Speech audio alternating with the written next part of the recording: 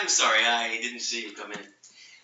I was just doing a little bit of light reading before you got here to talk about Unit 2, so let me put this aside. At this point, you should be fairly confident when we talk about government that you know what that is. We talked about some of the earliest governmental ideas, how the Enlightenment era thinkers took these and made them more modern things that we can relate to, and how these modern ideas gave birth to not only the Declaration of Independence, but the Articles of Confederation and the current Constitution of our country.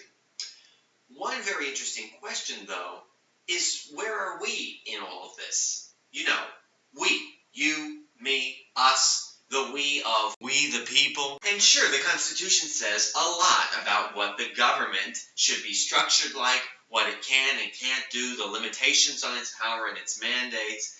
But what does it say about the role of the citizen, what they're expected to do, what they're able to do, and what they aren't able to do? Well, I'm glad you asked. Really, it doesn't say anything about that. James Madison, fourth president, founding father, and intellectual giant, had a huge problem with that. He fought for years to include text right there in the Constitution that any citizen could use as legal protection from their own government's abuses of power. Today, the first 10 amendments are called the Bill of Rights. The First Amendment, protecting the freedom of speech, religion, press, petition, and assembly, is very likely the most familiar one to you. There are, however, 9 others which are no less important in establishing the relationship between the citizen and the government. And that's it. Congratulations. You now know everything there is to know about how citizens and governments interact. Does this face look serious? Does this look like a serious... Of course not. Of course, we haven't even covered the absolute tippy top. All right, get it together, Mr. H. I mean, we do, though. We still have not even scratched the surface of the iceberg in terms of understanding what structures our relationship to each other and the government in this American society. For example, our political culture.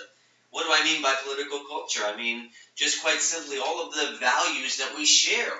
The things that make it possible for us to even disagree. Things like our fundamental belief in liberty and the equalities of opportunity, even if not the equality of outcome. I mean, our sense that individualism is something to be nurtured, our belief in capitalism and the property, and the fact that if you work, you can make something better for yourself and everyone else. We still haven't even talked about civic engagement.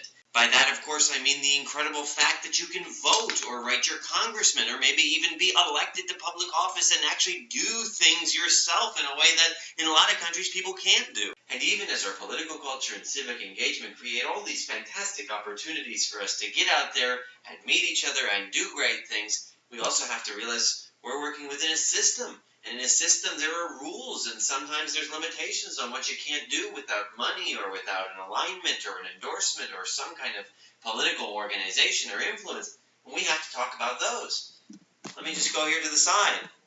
The first and most important one we have to know is the political party. Of course, you know what a political party is, but what are they for? Why do we only have 2 of them? What are special interests and interest groups? Are they different from political parties? Are they powerful? Are they good? Are they bad? Are there any that I like?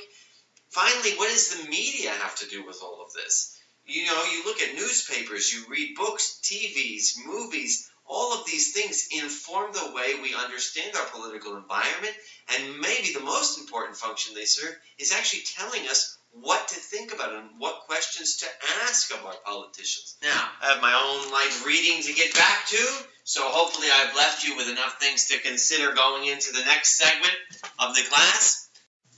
Now go learn, and as always, do not hesitate to reach out to me at any of the course email addresses, my personal phone number by call or text, if you have any questions about the content or the class.